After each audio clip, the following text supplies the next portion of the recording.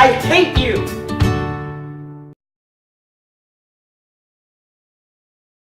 Starts with a big smile. And once you have that, it comes down to two things: a love of the outdoors and a love of pizza. My ideal date would probably be ordering like a Domino's pizza, chilling out, and then playing Overwatch till we both fall asleep on one another, wake up the next day, eat some pancakes. That'd be killer. He invited me out to dinner, and we went to a really nice Russian restaurant for dinner. And that was fun because it was lots of different kinds of food that I hadn't had before. And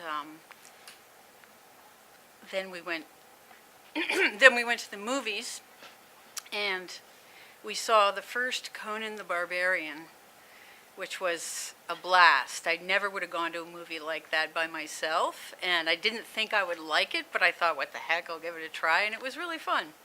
And at this party, we were playing a parlor game where we were to write down, in this case, the name of our least favorite actor or actress on a piece of paper, fold it up, and put it into a jar. The jar was then passed around the room and filled up with other names of other people's least favorite actors or actresses. And at a certain point in the game, a piece of paper that had my handwriting on it was pulled out of the jar, and it was revealed what I'd written. I'd written Nicolas Cage. And my wife, upon hearing this, said, "I hate Nicolas Cage too." And I said, "You hate Nicolas Cage? I hate him." And at that point, we knew we were right for each other. Hearts shot out of our eyes, and we were madly in love. I asked her out on a date, and the rest is history. We're now married and have 2 kids and live in the suburbs.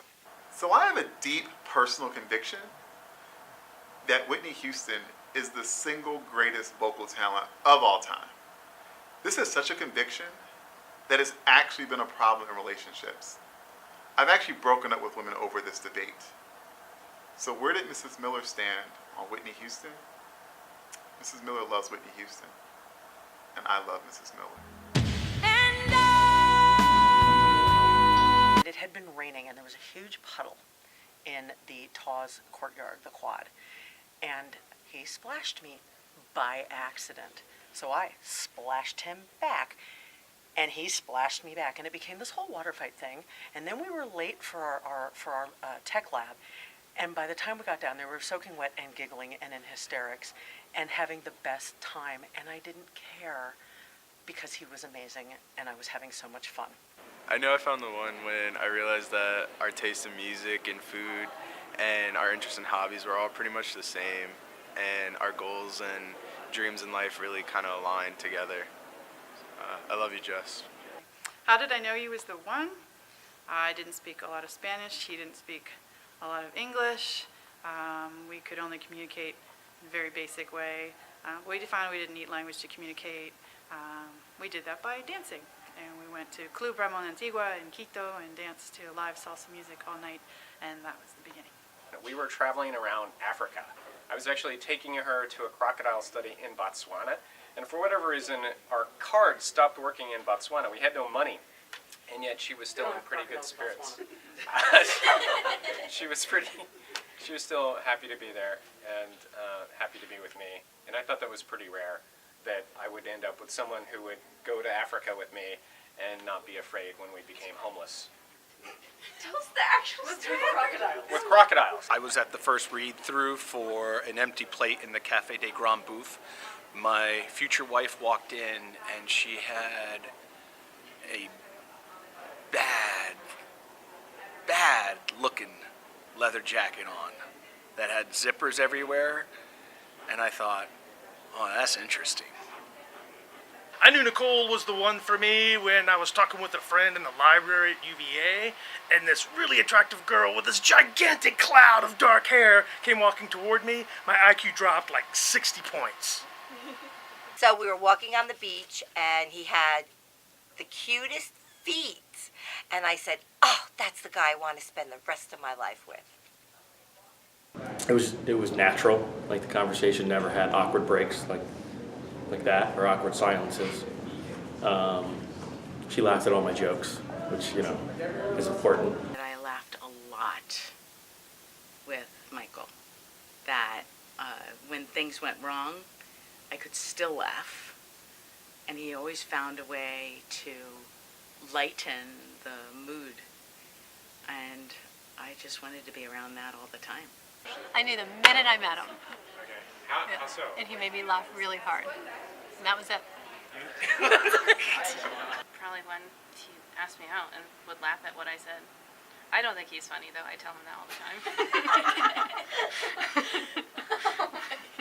Just actually 2 weeks ago, our furnace went out, and I was throwing him a surprise birthday party, and he gets really excited. He goes, "You know what? My party? It's going to be a housewarming party." And I said, "That's not funny. You can't say that." But then I told everyone who was coming to say that first to ruin his joke. I look at her, she looks at me, she looks back to her uncle and she says, "Hey, this is the guy I'm gonna marry." Okay. Turns around, looks at me, we sit down on the couch like that, we chat and chat and chat. That visual embrace with our eyes, and those eyes that she had, oh, they were like doe eyes, you know, like a deer, just radiant. My ideal date, gosh, probably a nice walk in the park, just chatting and enjoying each other's company, on like a slightly cool day, so she needs to use my jacket. Pretty much anywhere with chicken fingers or chicken nuggets. So like any restaurant that has a kids menu. Well, basically when I find out her bank account.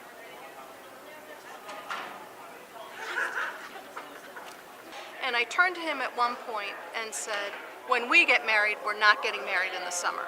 And he said, "Yeah, I think we should talk about that. I'm never getting married." And I said, "Okay, then we should break up because I know that I want to get married." And he did one of the humana, well, we don't have to be too hasty about this. And that was in August, and we were engaged in October. My husband told me that his parents didn't agree with interracial dating or marriage, and he promised me, he said, "When it comes to my family, I will pick you every time." And he said that even if it meant he would never speak to his family again, it wouldn't matter as long as we were together. And that's when I knew I was in love.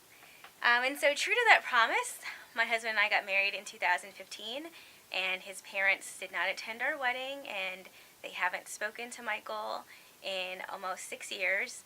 But in the end, we're together, and we're in love, and we have a happy ending.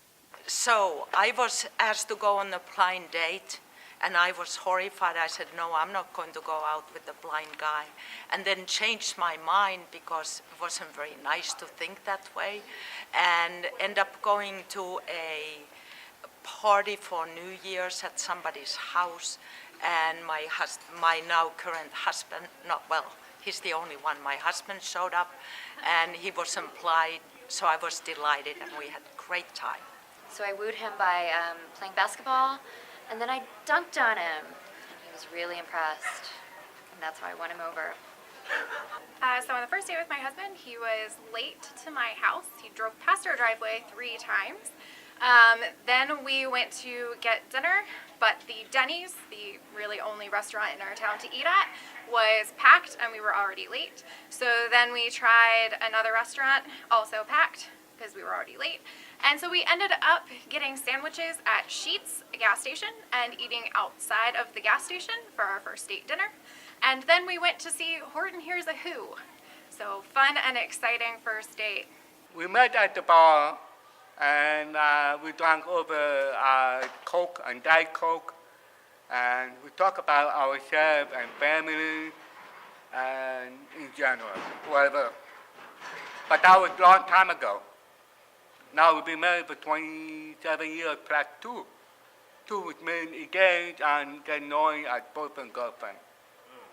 Marriage back to that time is not my priority in my life. And he said, my mom is very ill, like really weak, always sick. And her biggest wish is she can see her last son to get married before she passed away. Don't you think it's weird? How could you marry somebody because somebody tell you, my mother is really sick. She could die any time. She really wanted me to say. Then you said, oh, okay, I will marry you. Are you gonna do that? How long did she live after you were married? 24 years.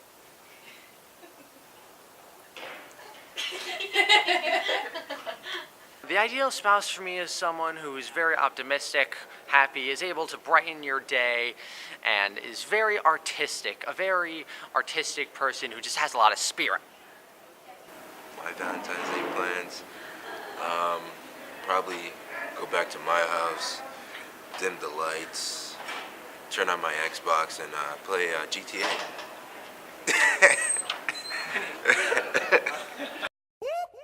That's the sound of the police. That's the sound of the beast. That's the sound of the police. That's the sound of the beast. Greetings. This is Lieutenant Coach Bond of the Anti-PDA Corps.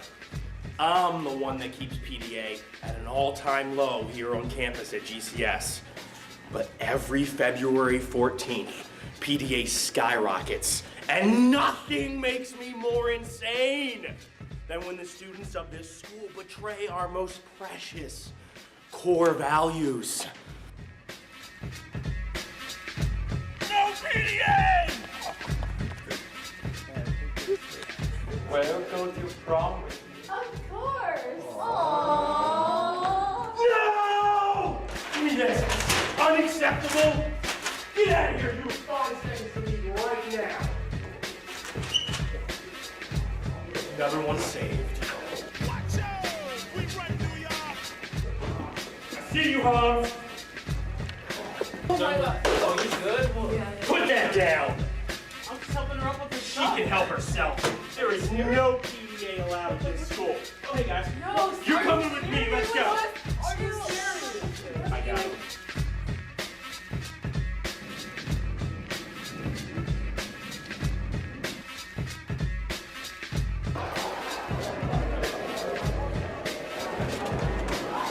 That you think you're such a ladies' man, you're coming with me. We're gonna have a nice long talk with Miss I didn't even do anything. You know I caught you. Did you check the staircase for actual PDA at least? PDA in the stairwell. That's hilarious. Let's go. That's the sound of the police. Hey guys, welcome back. My name is Mr. Helm, and you're here with Modern Cuisine, and it's our Valentine's Day special. Can't wait to get cooking. Since it's V-Day, I'm here to cook up something special for you and your significant other. Probably won't be this. So let's get cracking. Today we're making Valentine's Day cookies. You know, a lot of people don't know this, but cooking is love. It's a language of love. And I'm about to show you a little bit about that language. I like to start out with a base for my cookies. I like to use a little bit of graham crackers. About a half cup.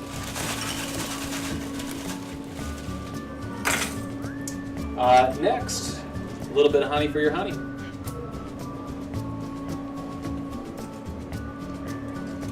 But make sure when you get that together, you got to beat this up, all right? Otherwise it won't taste very good. My mom used to tell me back on the farm that when Dad comes in from outside, he always wants a good cookie. Ready? Next up is we need a little flour. Kick it up a notch. Bam! Bam! One thing I've learned over the years is that in order to have a good date on Valentine's Day, you need a Fortune cookie to add into this. If I can get this out here. Open it up. Little bite. Throw it in. The Fortune also must go in. Sprinkles.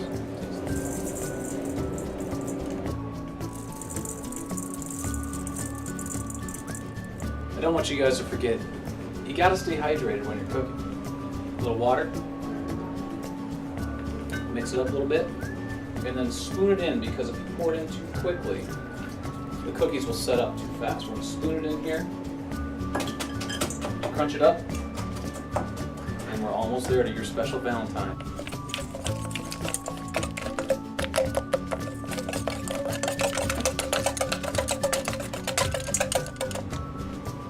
And we're gonna make your night sparkle.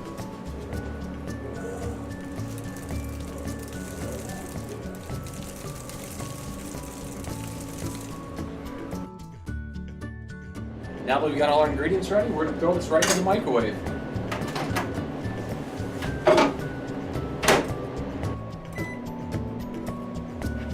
While you guys wait, you can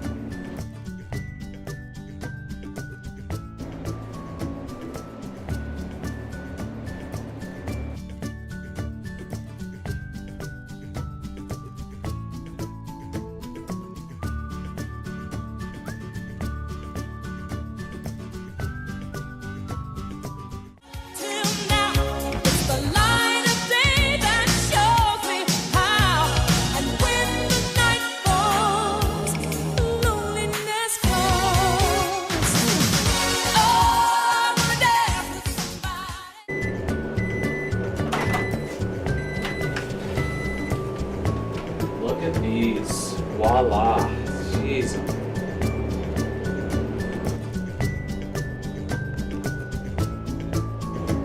Thanks guys for joining me today on my show, Modern Cuisine with Helen. Please like and subscribe below, and if you use my special code, Cookies for Love, you get 10% off.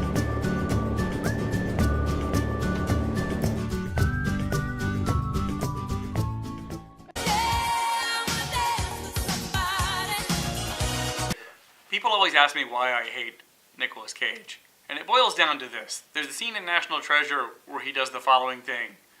He stares at a dollar bill and says, "The dollar bill, I think, is trying to tell me something."